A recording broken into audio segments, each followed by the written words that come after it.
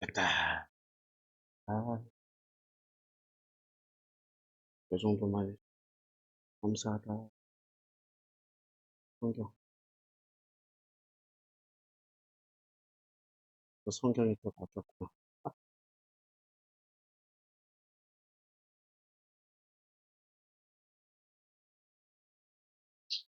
아, 45장 18절, 아니 48장 18절. 예, 이게 어떤 상황이냐면, 어떤 사람이 불러서 갔어요. 어떤 사람이, 예, 불러서 간 게, 그 요셉, 그 야곱의 상황을 설명해 주는 거죠. 고독, 복권을. 그리고 그 어떤 사람의 정체가 뭐일 거야. 그 어떤 사람이 애굽의 총리 이인자한테 바로 간다. 그거는 있을 수 없는 일이에요. 우리는 성경을 생각할 때 너무 이런 그 옛날 동화처럼, 우화처럼만 생각을 하는데 그렇지 않거든요. 여기는 팩트가 들어가 있어요. 사실.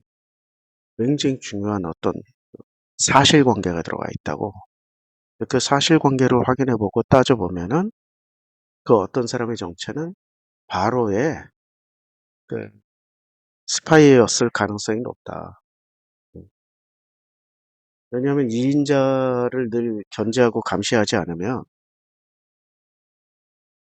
이인자가 자기 권력을 그, 찬탈할 수 있으니까. 그래서 이인자를 직접 감시하는 것도 있겠지만, 이인자의 가족, 특별히 자기 머리에 손을 얹고 함부로 축복을 해줬다. 근데 이때가 신정일치 사회였기 때문에 그 신정일치라는 거는 굉장히 중요한 이데올로기거든요. 바로가 왕권, 정치 권력을 가졌지만 종교 권력도 가져야 되거든. 그래야 민심을 수습하고 민심을 다스릴 수 있는데, 그러니까 바로는 왕이자 제사장이에요. 대제사장. 그 대제사장에게 함부로 그리고 손을 얹어서 축복을 해준다. 그럼 또 다른 종교가 생기니까 또 다른 이데올로기. 그건 굉장히 위험한 일이거든요. 이렇게 또 다른 종교가 생기면은 그 또 다른 종교를 추종하는 자들이 생긴단 말이에요. 이게 언제 나타났냐면 400년 후에 나타나는 거예요. 400년 후에. 그러니까 바로는 촉각을 세우고 감시를 할 수밖에 없지. 감히 자기에게 축복을. 그러니까 우리는 바로가 아무 일도 안 했다고 생각하지만 굉장히 많은 일을 한 거예요. 굉장히 많은 일. 그 가운데 이제 아버지가 안 좋다라는 소식을 듣고 에브라임과 므낫세를 데려왔는데, 아버지가 이게 에브라임과 므낫세의 축복을, 예, 에브라임, 므낫세 축복해 주라고 그랬는데 그렇게 바꿔서 해주는 거야. 그러니까 그건 이제 설명하는 거예요. 그거. 그러니까 그의 아버지에게 18절, 그의 아버지에게 이르되 아버지가 그리마옵소서, 이는 장자이니 오른손을 그 머리에 얹어.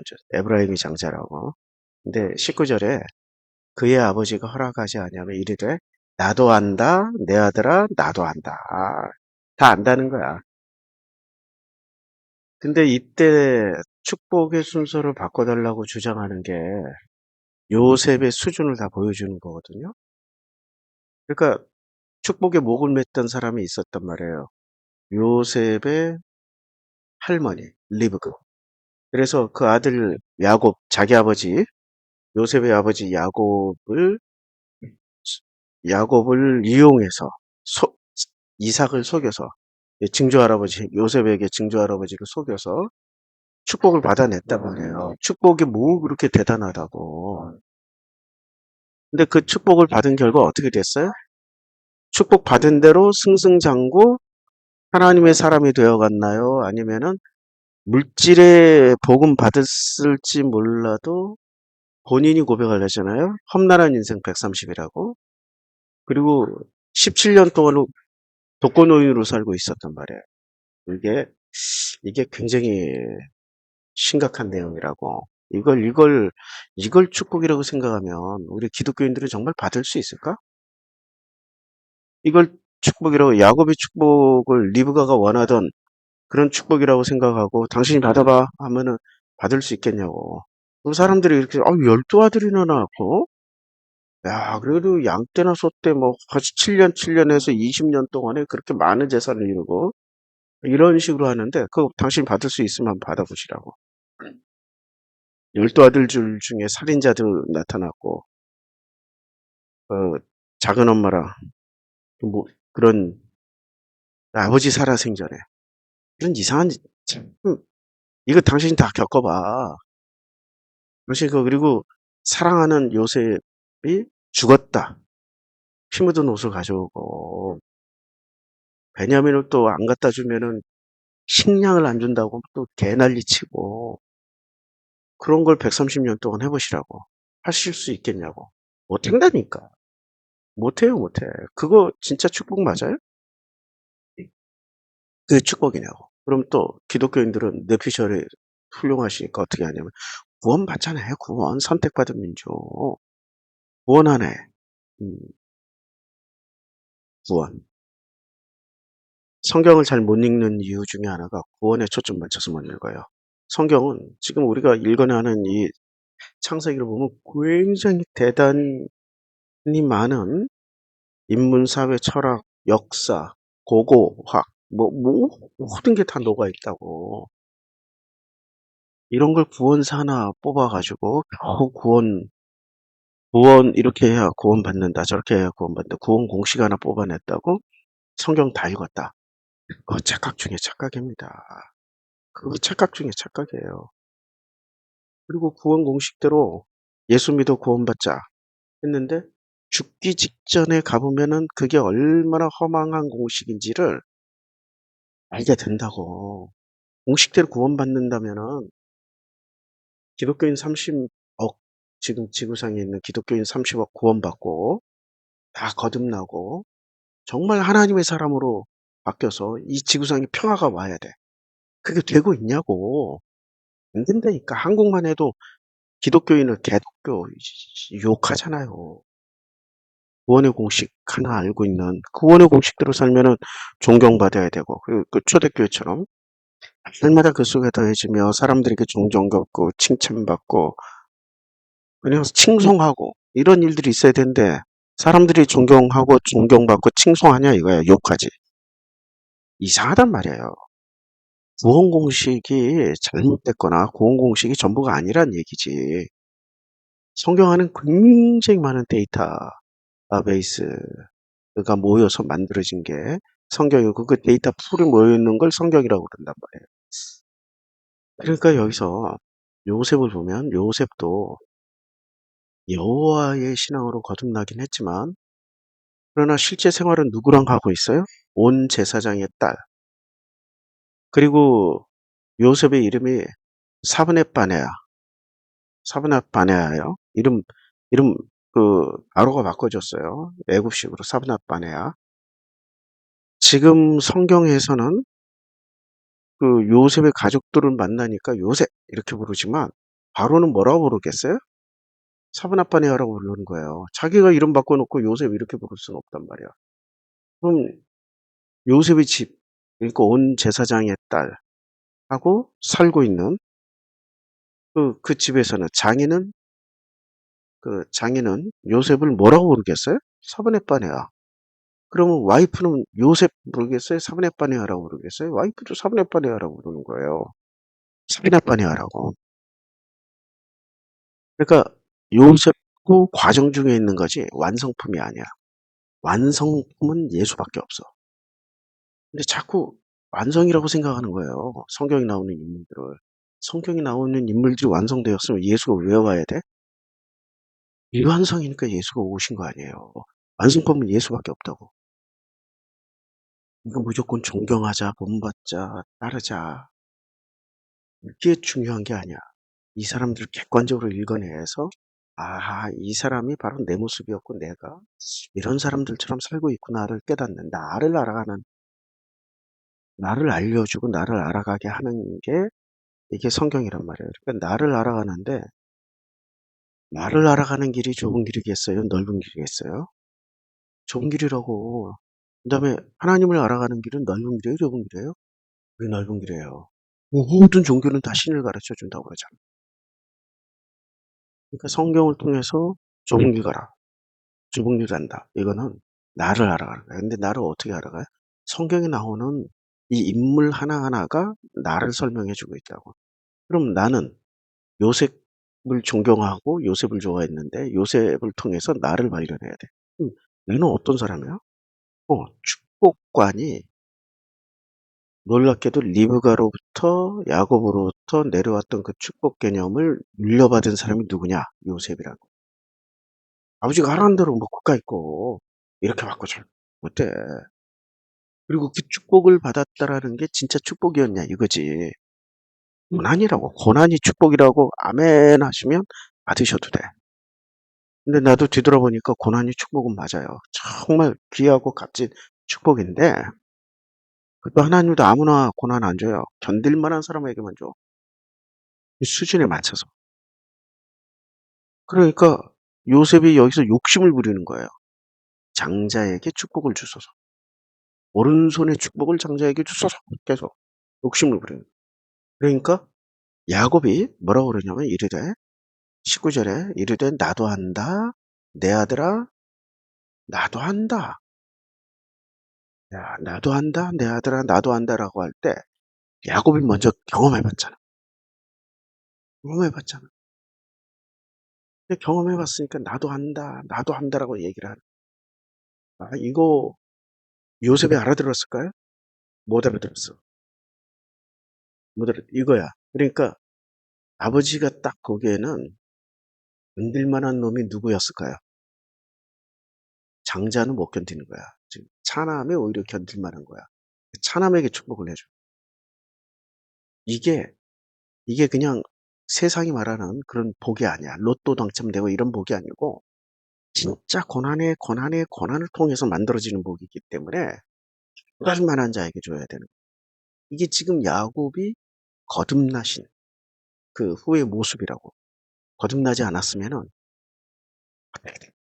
그냥 순서대로 물려주고 막 그렇게 했겠지.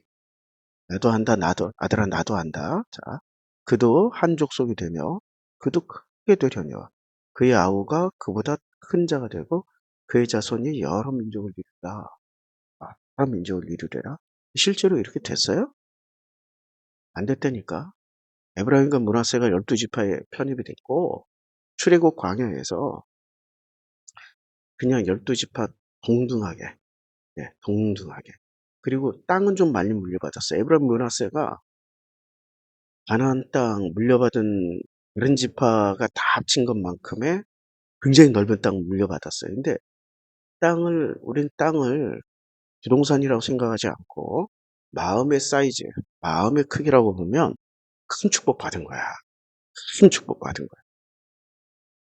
그리고 이들은 아버지를 대신해서 들어간 지파예요. 그러니까 요셉이 빠지고 레위가 빠진 거예요. 그 자리에 에브라임과 므낫세가 들어갈 거야.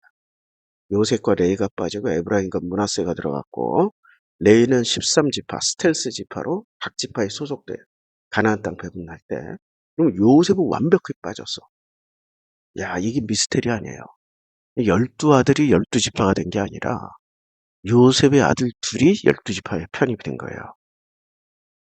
그러니까 이런 그 기계적인 축복으로 따지면 에브라임과 므낫세가 축복을 받고 요셉은 징그린 거야. 참 생각 많이 하게 되는 장면이에요. 기계적인 게 아니라 뭔가 유기적으로 지금 이루어지고 있다라는 걸 우리 이제 추측을 해야 되는 거예요.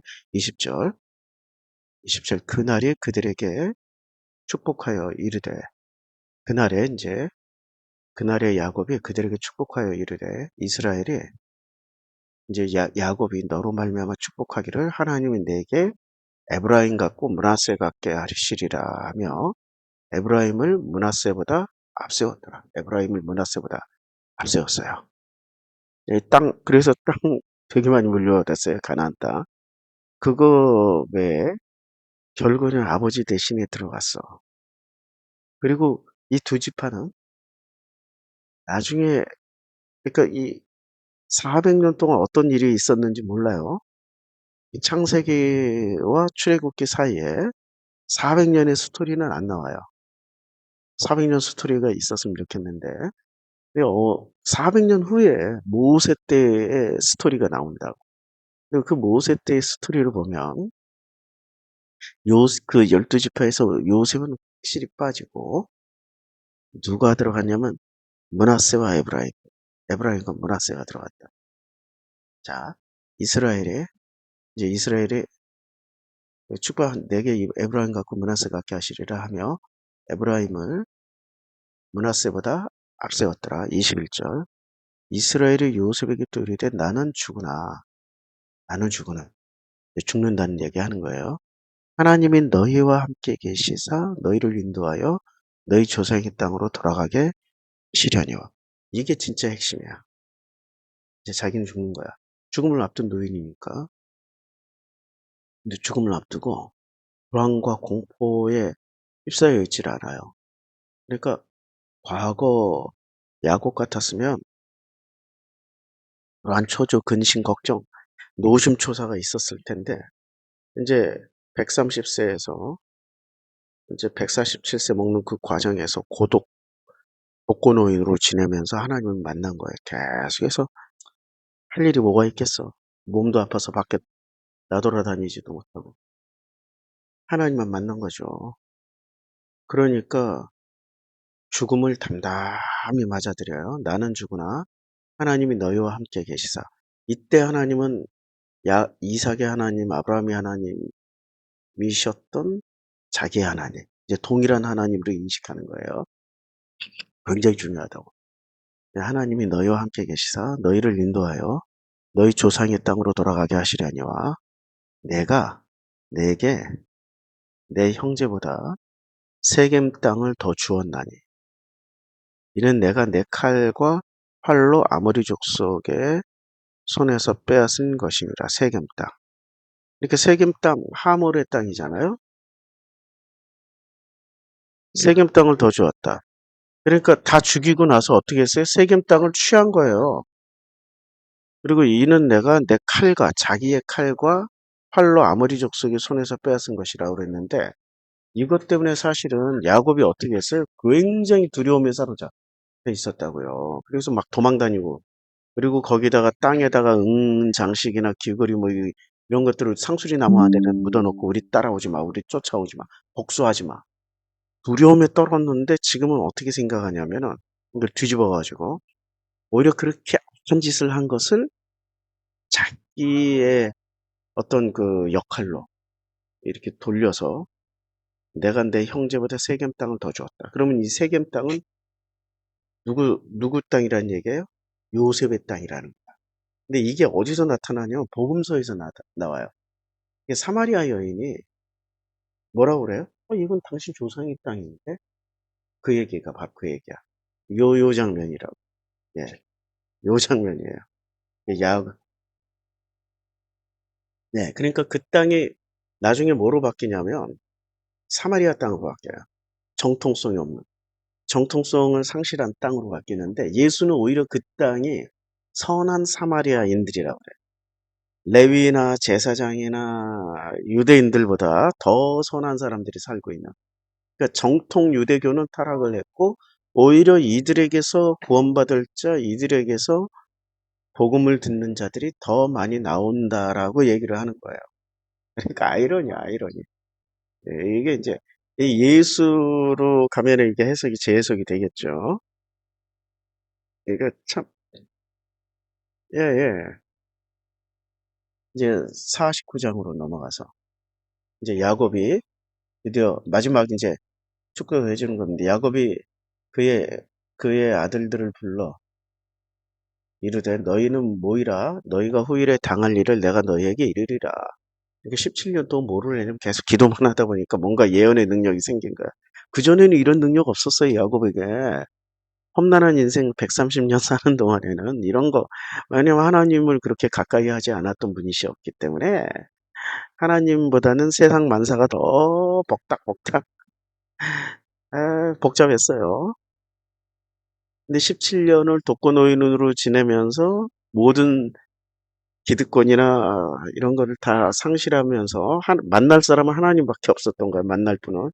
그러다 보니까 그 하나님에게 기도를 하다 보니까 자기도 모르게 이렇게 뭔가 막 듣고 보고 하게 된 거예요.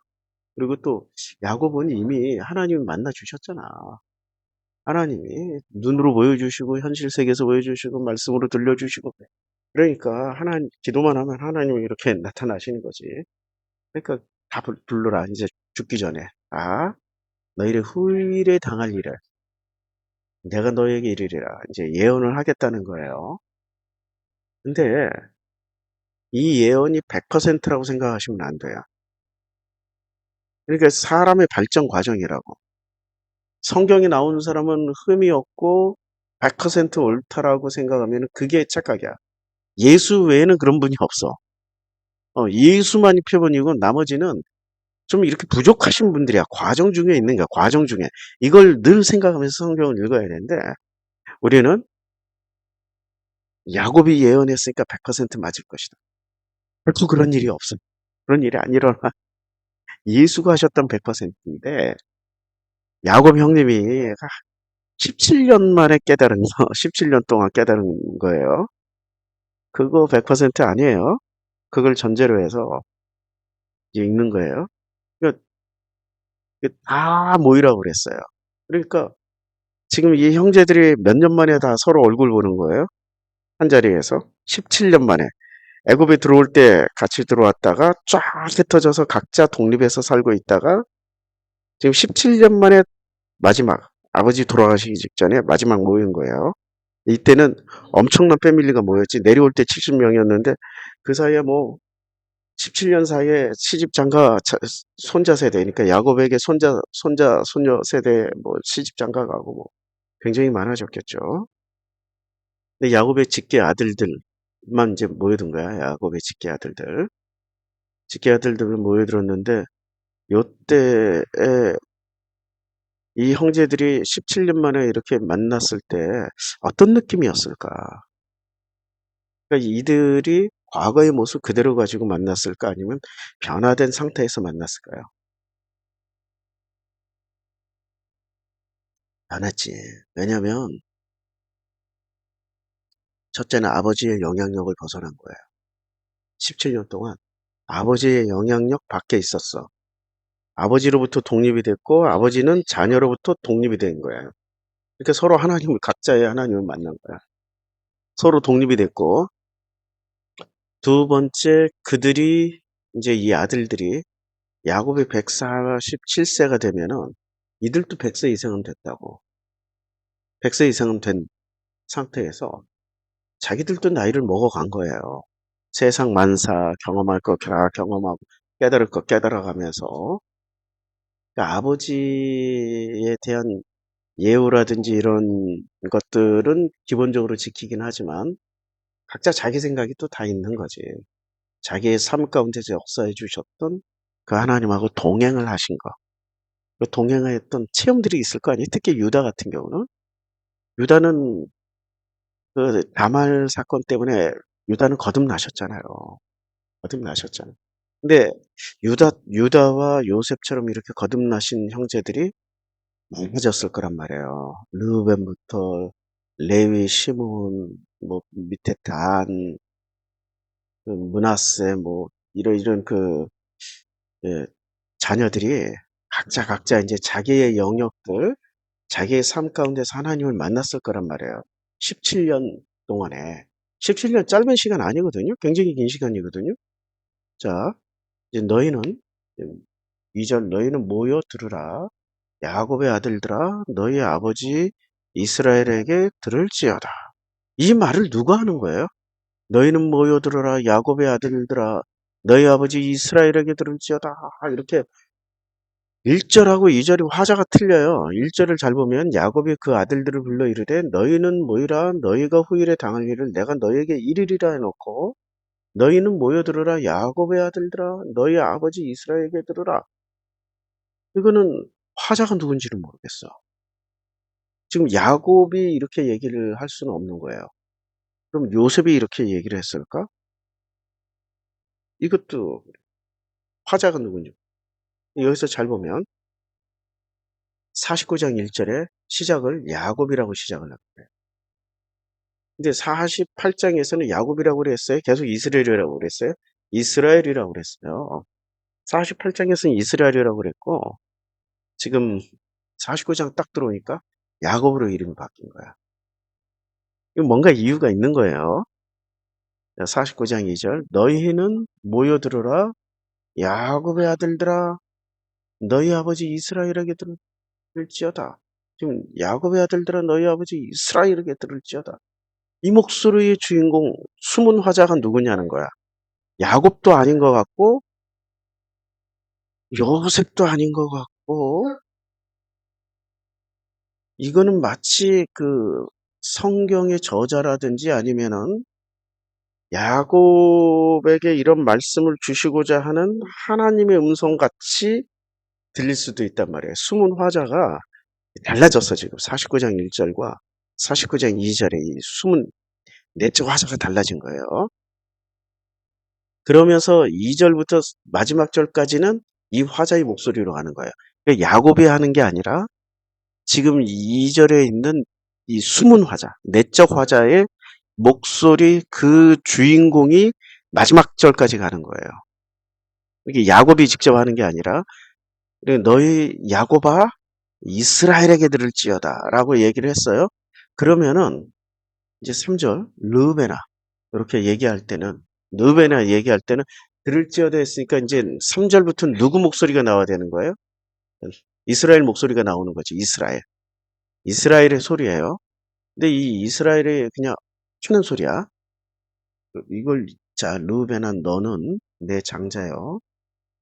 내 능력이요.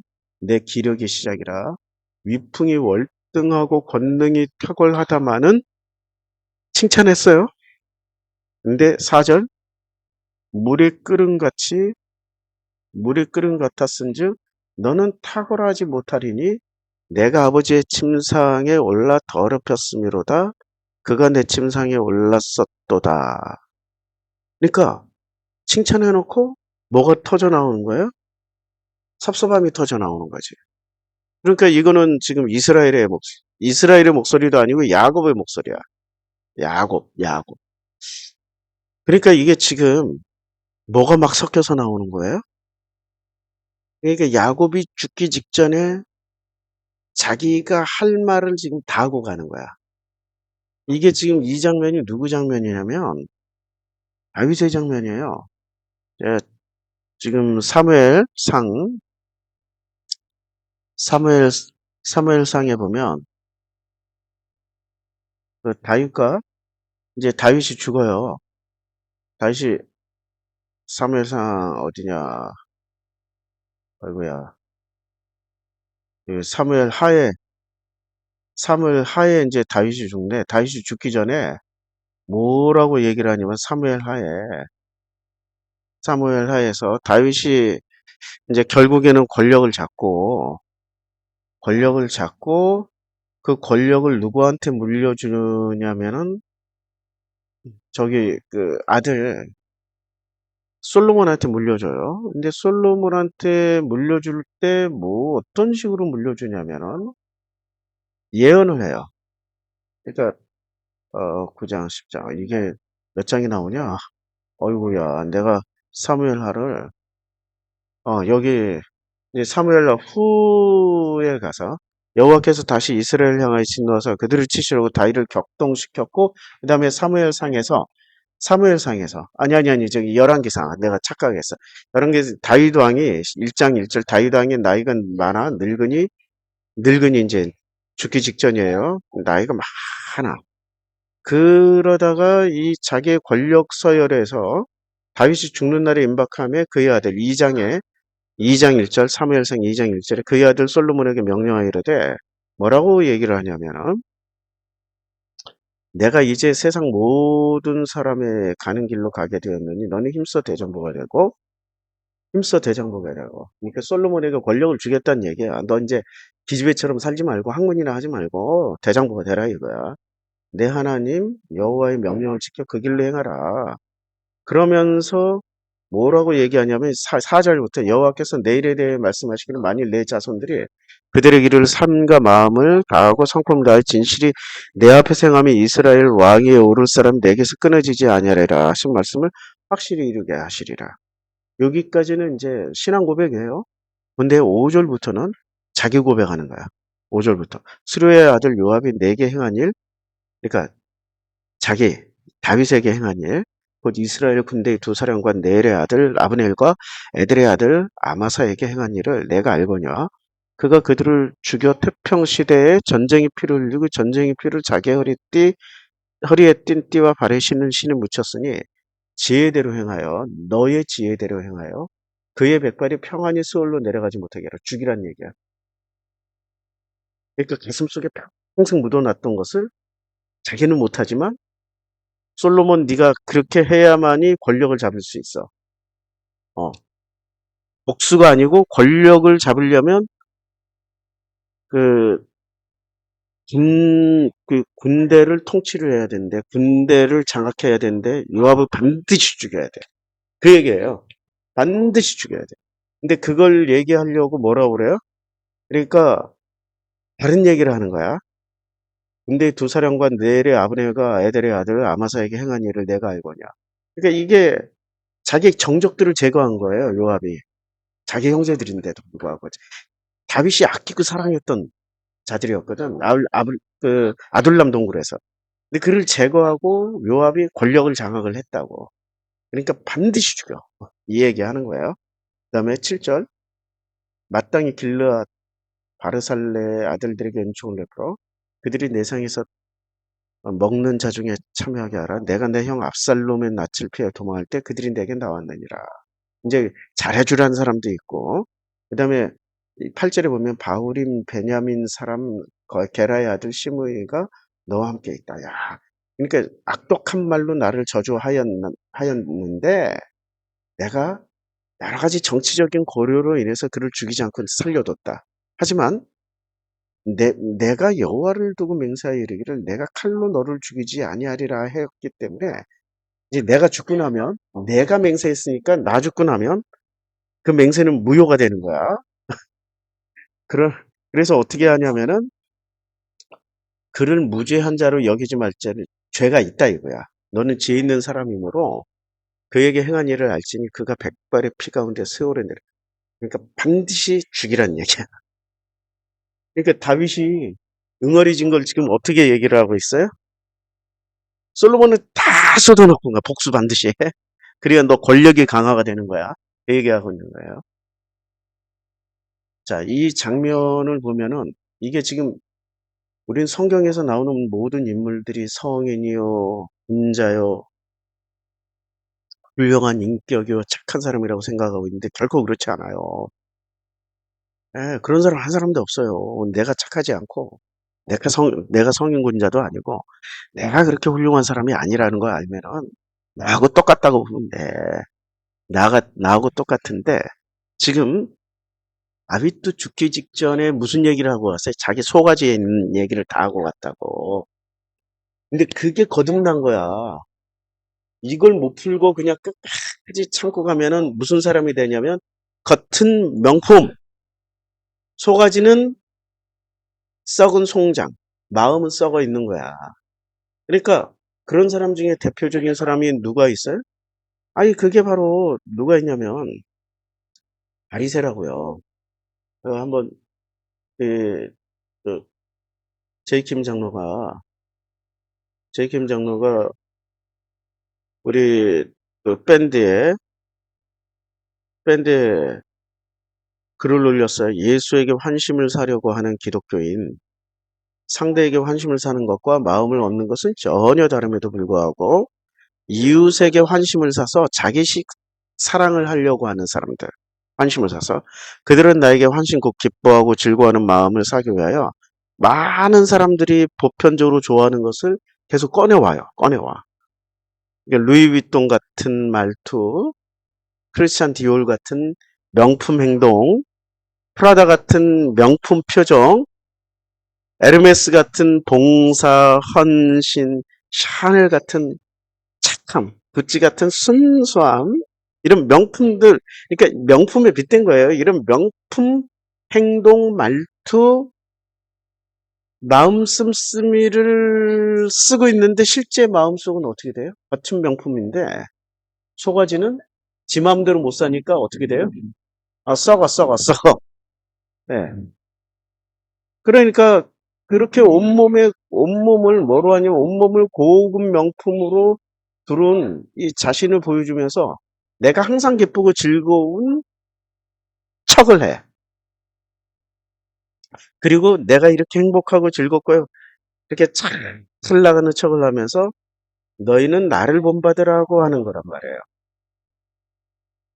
이게 기독교인들의 패턴이었고 이게 바리새의 패턴이라고. 바리새는 겉은 명품이야. 근데 속은 회칠한 무덤이기 때문에 썩어. 시체가 썩고 있다니까 자기 마음이 썩고 있어. 이 예수는 그걸 회칠한 무덤이라고 그랬거든요. 기독교인들이 지금 회칠한 무덤으로 살아가고 있는 거예요. 그리고 이 사람들은 사람들이 알아주지 않으면 몹시 분노를 해요. 분노를 해. 이건 짝퉁이 아니라 진짜 진품이라고. 진품 명품이라고. 근데 이걸 예수는 뭐라고 그러냐면 너희가 명품을 입고 명품처럼 행동을 한다 하더라도 너희 마음이 지금 내 마음을 가졌냐 이거야. 아니라는 거지. 이게 지금 무슨 얘기냐면 명품 행동하고 명품 말을 하고 명품 표정을 짓고 명품처럼 그 행위를 한다 하더라도 예수는 그 명품에게 뭐라고 그러냐면 회칠한 무덤이라고 그랬거든요. 그럼 다윗은 명품처럼 행동했단 말이에요. 왜? 사울을 안 죽였어. 죽일 수 있는 기회가 있는데도 안 죽이고 살려줬어. 그리고 사람들에게 계속 많은 그 온정과 정을 베풀었어요. 다윗만큼 진짜 그렇게 참고 견디고 인내한 사람이 없잖아. 근데 나중에 죽기 직전에 보니까 그게 진심이 아니고 권력 유지를 위해서 그냥 참고 견디고 이겨냈대. 그리고 마음이 어떻게 됐어요? 썩어버린 거야. 근데 그걸 죽기 직전에 자기 아들 솔로몬에게 다 폭로하고 간 거야. 그게 거듭난 사람이라고. 그게 하나님의 사람이라고. 이게 진짜 명품이라고. 가짜 명품은 가짜 행동, 가짜 말, 가짜로 사는데 진짜 명품은 자기 마음속에 있는 걸 다 썩은 걸 토해내는 사람이라고. 지금 야곱이 뭐 하는 장면이에요? 다윗처럼 썩은 걸 토해내는 장면이야. 그동안에는 이 말을 하고 살았어요? 아들들에게? 안 했어. 잘못 말했다가 지도 맞아주고. 루벤한테 맞아 죽을 수 있고 레위하고 시므온한테 맞아 죽을 수 있으니까 못 보냈다고. 근데 죽기 직전에 다 얘기하는 거야. 그러니까 마지막에 이 장면이 나는 감동이라고요. 거듭나셨구나. 다윗처럼 거듭나셨구나. 예, 예. 그럼요. 그렇죠. 예. 음, 그럼요. 아이고, 이게 지금 참 놀랍습니다. 이제 5절은 다음에 하겠습니다. 5절은